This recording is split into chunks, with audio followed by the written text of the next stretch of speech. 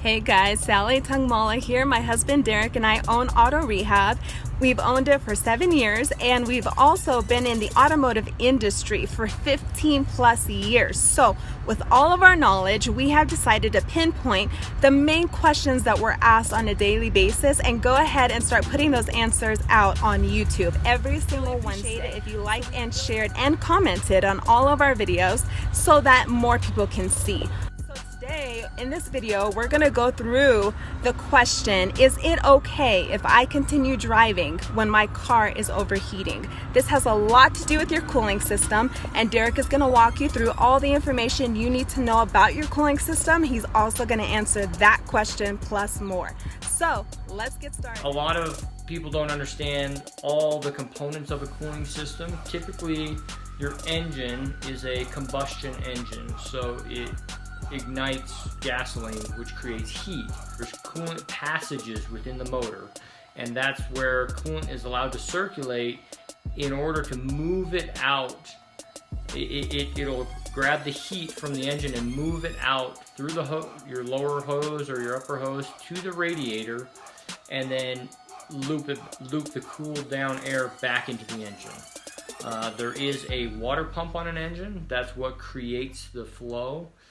That it has a way to move, and then there's what's called a thermostat. It acts like a door. When it reaches a certain temperature, the thermostat will open, allow flow to happen so that it can begin circulating, and then it'll close when it is cooled down to a certain temperature to prevent it from continually circulating so it can maintain a proper warmth.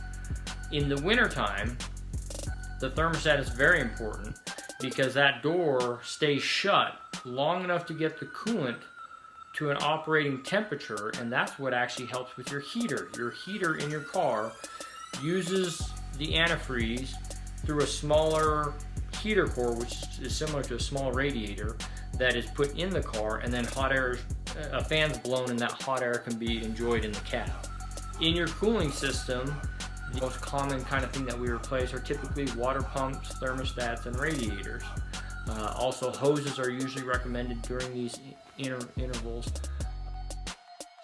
There's several reasons. So if you're pushing your car pretty hard to climb a hill, or if your transmission has been shifting back and forth often, it creates a lot of heat, which actually in turn will heat up the radiator.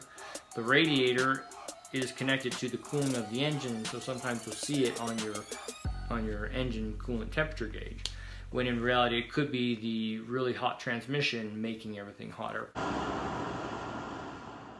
So that heat, the air coming in from the front of the car, if it's hot outside, because if you have your AC on it's probably hot, is cooling down an AC condenser, which is hot, so that mildly hot air is going into your radiator, which is also hot.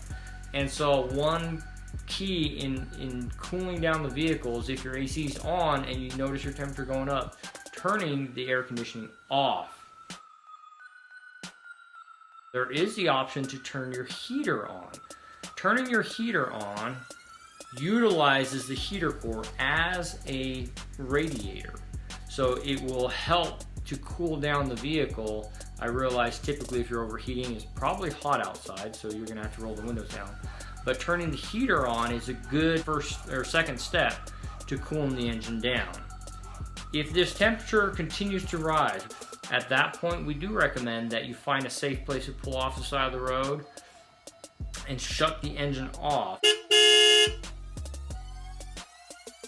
When a vehicle is overheating, there's a lot of pressure in the cooling system, and if you were to open a radiator cap, that pressure and hot water, 210 plus degree water, would come out with full pressure. So we do not recommend opening the radiator cap until you are sure the vehicle is cooled down and it's safe to open it.